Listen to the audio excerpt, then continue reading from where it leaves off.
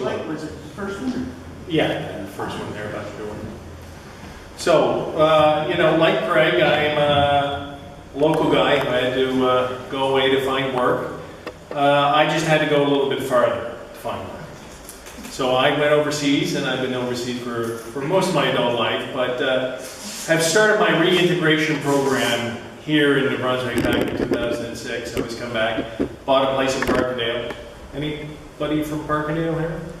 Where's Kelly? Wannabe. There we go. And we know that all roads lead to Parkdale in this part of the world. Right? So anyways, came back from Afghanistan in 2006, was sitting out in my porch in Parkdale and was hearing all these trucks go by. I couldn't figure out exactly what was going on, because there's not a lot of activity out in Parkdale. So there was one truck after another going out, and I couldn't figure it out. So I started to look around, and of course you started to see the wellheads go up. You started to see that somebody was actually out there exploring, and they were looking for something. No public announcements, no anything else. So that's what started me on this, to say, this doesn't happen in any other part of the world. Just doesn't. If this happened in the depths of Africa, or in Central Asia, or in Mongolia, the middle of Mongolia, the local villagers would get out and they'd say, what the hell's going on? What are you guys doing? This is our land. This is our public property. What exactly are you trying to find here? That didn't happen. Same thing with the uranium. Big announcement, they're going to start making the uranium mine, and then some people got excited about that and said, okay, we won't do the uranium, we'll just do some natural gas and shale gas, and that'll be okay, right? So this sort of way of operating that happens here in New Brunswick doesn't happen anywhere else. And it's not just me who thinks about this. Bruce Livesley, who's a New Brunswicker, works as an investigative journalist, started to poke into this. My sidekick, John Baxter, in Nova Scotia, who looks at the forestry issue there, same thing. She worked in Africa for 26 years, came back and saw what was going on in Nova Scotia, said this would not happen anywhere in Africa. Right? That's part of the reality of what we live in. That look familiar? What does that look like? It looks like the government. Looks a little bit like the ledge, doesn't it? It's actually a drawing from Azerbaijan, but it actually is pretty close to what goes on in Fredericton, right? Guy who owns a piece of land in Petitcodiac just happens to be the minister. He decides he's going to build himself the world's biggest trailer park. Don't worry about where that sewage is going. He's got it all under control, right? One case after another, right? You look at everybody here on the political scene, and it's a giant patronage machine. Why are you building roads in places in the same place year after year, right? It's not going into places that need the roads built, but it's going into places that don't need. So what we see on almost every issue concerning natural resources is that somebody is in somebody else's pocket. So what did we talk about when we talk about corruption? Gets everybody excited. Do we have corruption here in New Brunswick? Oh, yes. Right? No. So corruption is the misuse of public office for private gain. So when you think about it like that, and you look at all the stuff that's going on here in New Brunswick, right? Who's making money off it? Right? Yeah. Every politician in King. Politician and company. Every single natural resource in this province benefits a very few number of people. The classic way that it happens in New Brunswick is we take a public resource, right? We take tungsten, or we take the forestry, or we take shale gas, take it out of the ground. Somebody makes a bit of money on it, but it doesn't give money into the province. Why is the province broke? Because every deal that they've ever made ends up with New Brunswick losing money. If you wanted to have a contest about, you know, like a reverse version of Shark Tank or whatever it's called, right? If New Brunswick was on there, they would come up with the best schemes to lose money of all time. And I think we should actually go, we should talk to CBC about calling it, I don't know what, Canada's Biggest Loser. Yeah. And look at how New Brunswick could come up with a scheme to lose money. Are they going to lose money on marijuana? Yes. Yeah. Absolutely. How can you lose money on marijuana? New Brunswick proud. right? Just last week, I went up to Port Elgin and I was talking to a guy. And he was telling me about this great operation he has in Port Elgin. He's making about 20 million a year. He's an American who came up here 18 years ago. Yeah? 20 million he's making off of eels, right? Where's that money going? Back to the States. Right back to the States to his partner in the States, right? What's that going to do in terms of long-term inshore fisheries? It's shutting everybody down, right? So the First Nations get denied their ability to go out and catch eels, which have always catch. How many, right? Communities around are called eel ground or something else, right? Because one American is going to take all that money out and he's going to send it down the States. How many people do you think he employs? 5. I know. Wow. 5. Pretty good deal, isn't it? Yeah. Once again, who gets the shaft on all of this? Right? The New Brunswick taxpayers. And that's just the way it is. Every single deal the government goes into, they lose money. Right? You guys happy with the level of taxation in New Brunswick? Right? As long as we don't get taxed. Yeah. Yes. Right? Happy with the quality of the roads? The 895 is looking great. Chip sealed a couple of years ago, already looks like it was been through a war. I actually had a Russian ask me, he said, how long was the war here? I said, no, that's just the New Brunswick roads. There was no actual shelling that went on in Alberta. Right?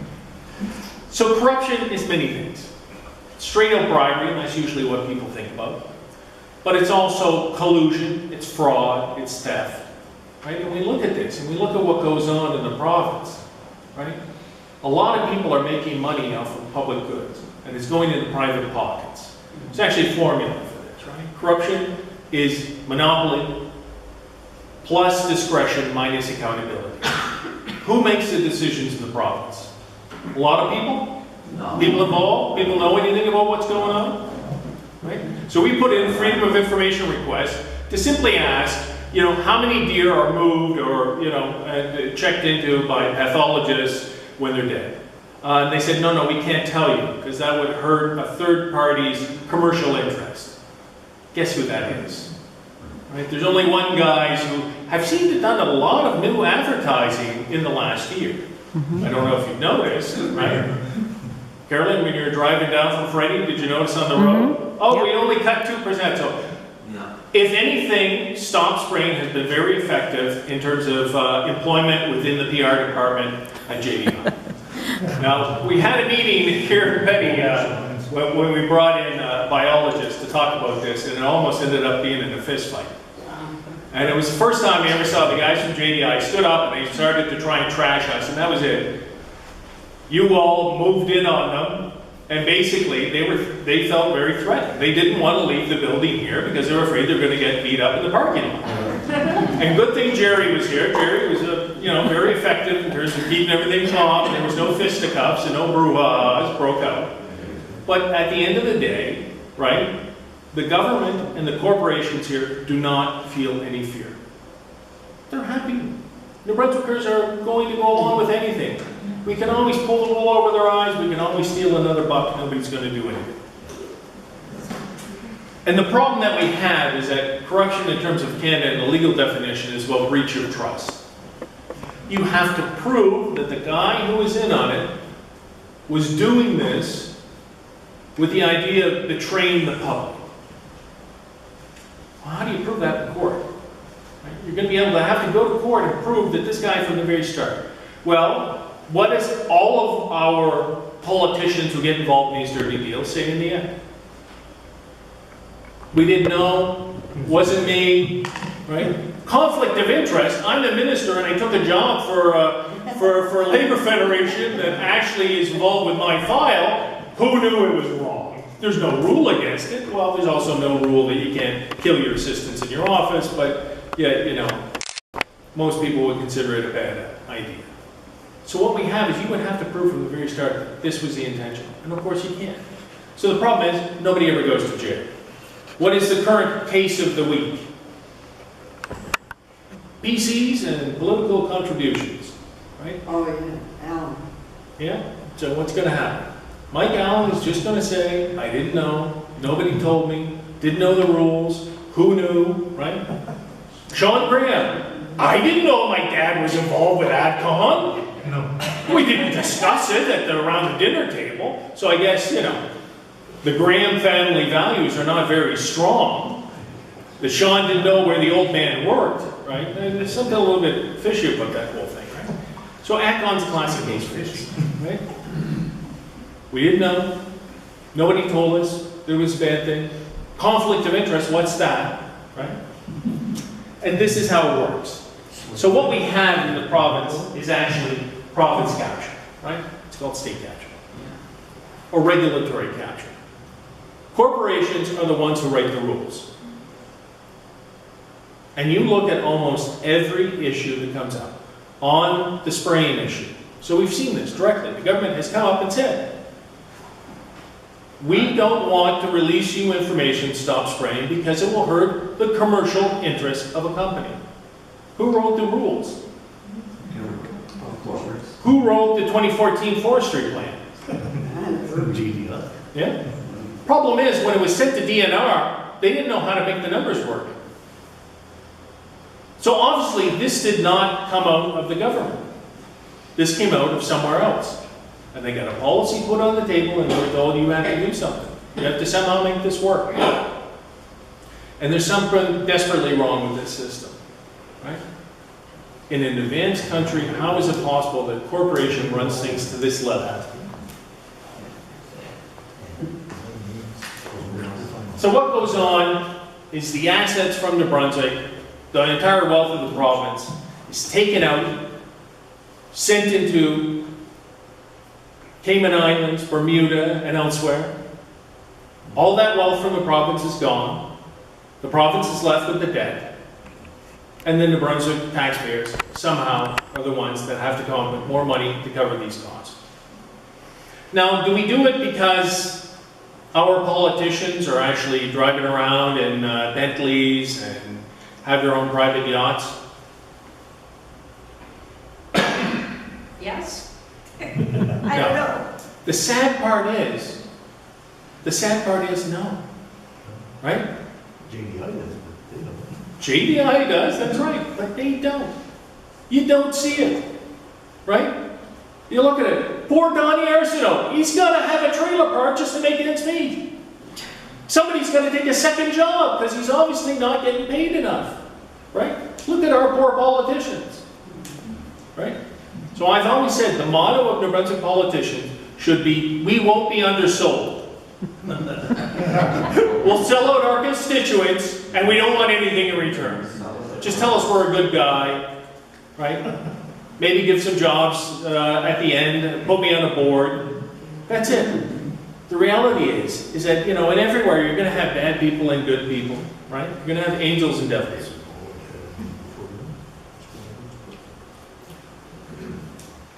When you have a system in which a few bad apples are in there, and there's a few bad people, you have a few devils around, right?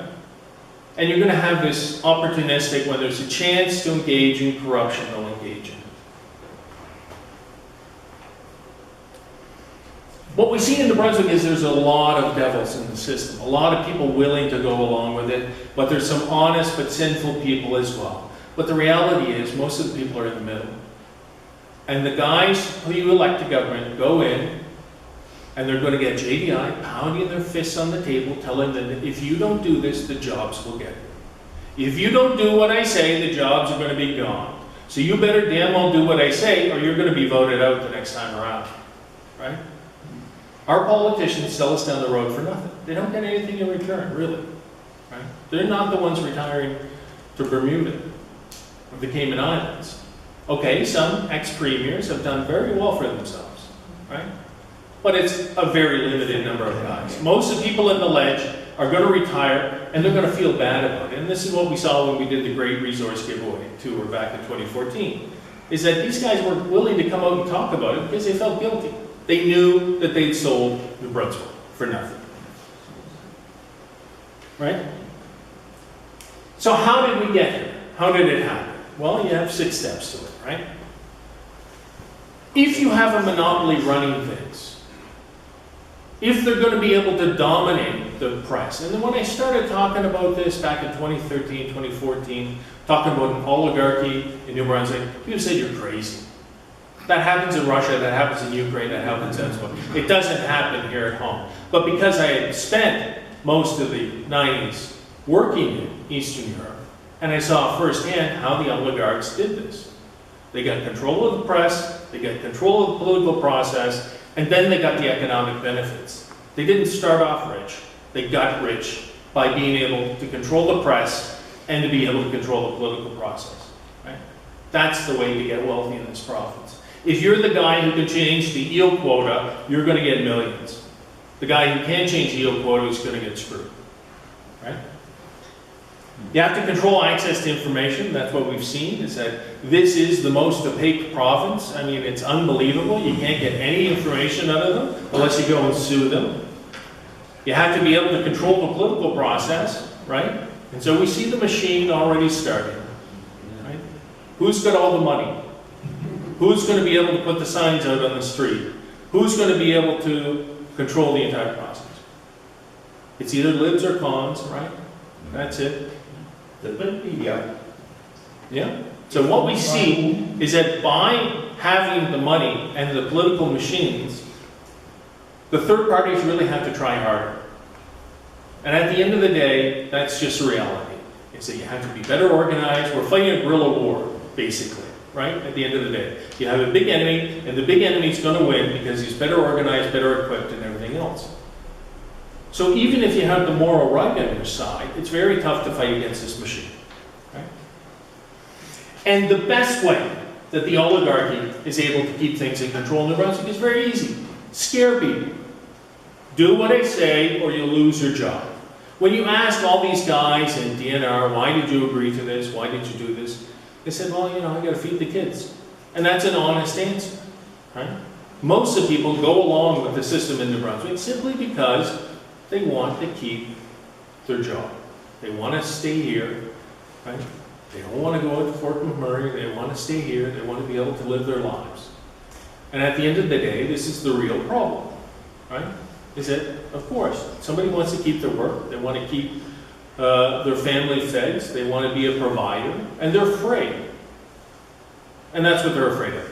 It's a little difficult for me to understand because I've seen a lot of brave people around the world that I work with who risk their lives every day.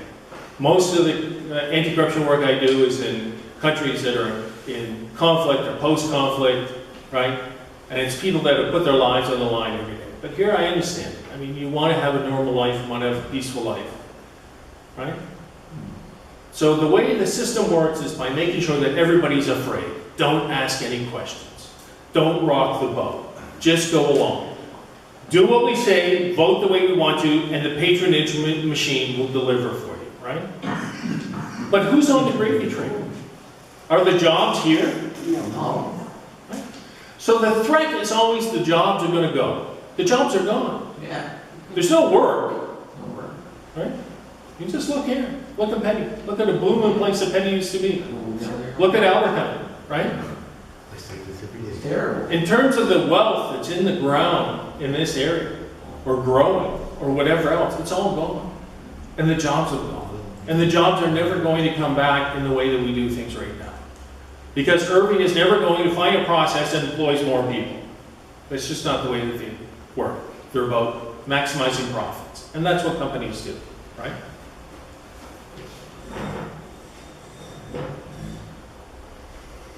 So how does it affect natural resources when you have an oligarchy? Well, because you're a monopoly, you're able to take everything out of the ground and pay nothing. What's the royalty rates here in New Brunswick? That's one of my subjects. Royalty rates, I did just talked to somebody in Calgary, I had one contacts there. The Western Canada, 32% was on the royalties. Yeah. Brunswick gave it away for 4%. Yeah. That's natural gas. What are they going to give away the tungsten for? Probably less than that. 1%. There we go. One. Is 1% going to cover even the damage on the roads? Or the environmental risk that's going to go on? Again, we lose money. If you can't make money off of digging stuff out of the ground and selling it, then maybe you shouldn't be selling it. But look at $15, $13 an hour jobs out of the Yeah. So how many jobs are they going, how many jobs with the natural gas? And this is what I've always said about the fracking. Everybody got excited about it, but at the end of the day, there's no jobs, huge risk, and that's it. And we're not making any money. So 4%, that 4% would only be after the companies have recovered all their costs. So where's the schools that are being built here in Petty from the fracking that already goes on, the corridor does? Where are the new roads? Right? Where's the benefits? Potash, in terms of Sussex, what did they do? Well, they built that rec center that the town can't afford to actually maintain. So that's it, right? That's what you're left with, a rec center that you're going to have to shut down in 2 years? The potash has got a lower royalty rate here than in Saskatchewan, their home province, where Potash Corp should actually have more influence. Every deal is the same. They don't pay. What happened in Petitcodiac? In the sawmill? Take questions in a second. Yeah? So why should we care? We got jobs out of it, right? The oligarchy gets us jobs. Big stop still operating, right? Right? But at the end of the day, it's clear that the New Brunswick model isn't working. New Brunswick is getting poorer. Every single year, it's deeper in debt. There are no jobs. People are leaving. And that's it. So we're in this downward spiral. So when some people say, well, you know, don't be so tough on the Irvings because, well, they employ a lot of people. Well, what does it get us? Nothing. Right? Obviously, something's wrong with this model. There's nothing going into the province. It's all going up.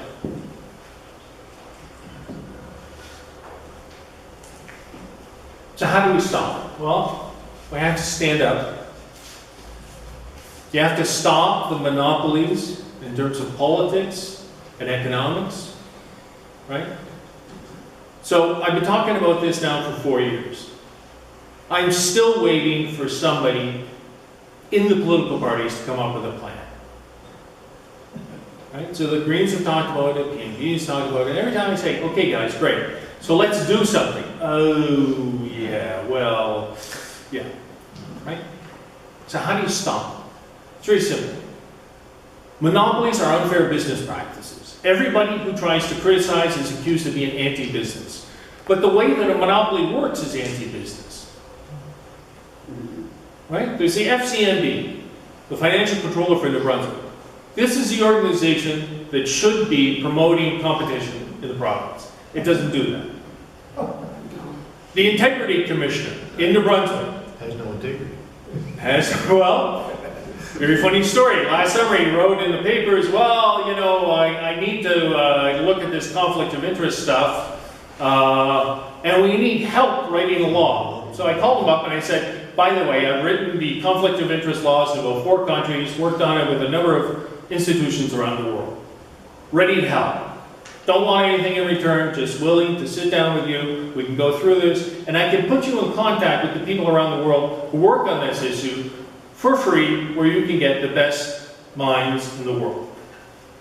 The response I got back was, it's too early in my administration to discuss this. And of course my response back was, well, it'll be too late in your administration when you finally get around to doing this. Right? Very simple. You don't want to deal with conflict of interest, okay. But then don't call yourself the Integrity Commission. Right? Don't call yourself the consumer protection in New Brunswick when you don't want to actually protect consumers. Right? And the province suffers from Stockholm Syndrome. We're all a bunch of hostages and we believe the terrorists are on our side. No.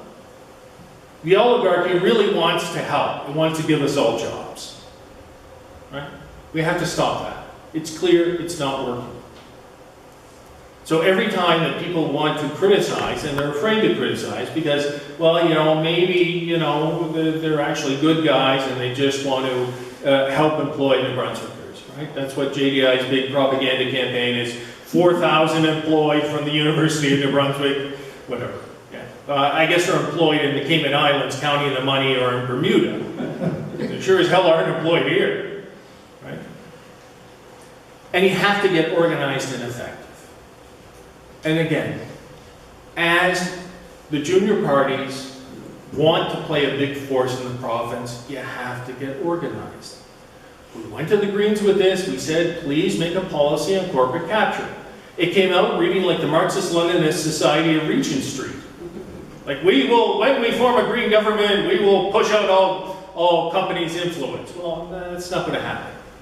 Okay? Let's have a real policy that really deals with the fact that corporations influence policy in Brunswick.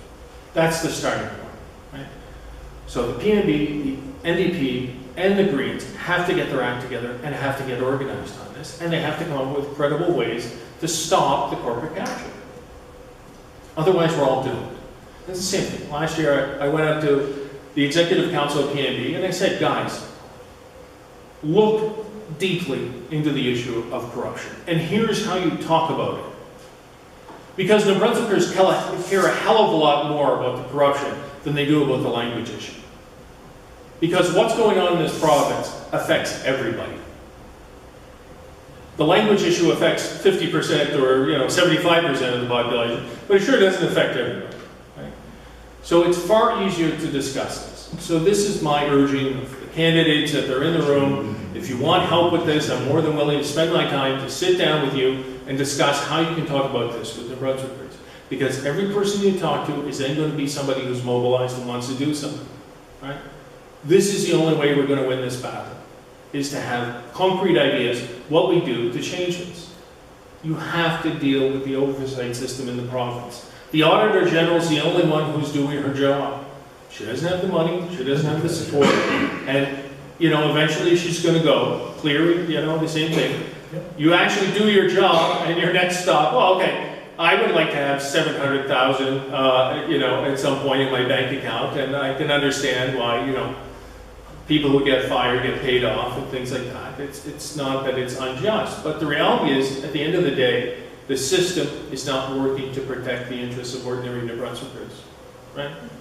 And this has to stop. Otherwise, the province is gone. Can things be worse in this province? Yes, they can. When it goes bankrupt, the first province in Canada to go bankrupt, then what? We become a territory? Right? No, seriously, well, what's going to happen? It's never happened. Are we going to lose our provincial status and become what, a protectorate? Rejoin the British Empire? I don't know. Well, Quebec is going to take us over.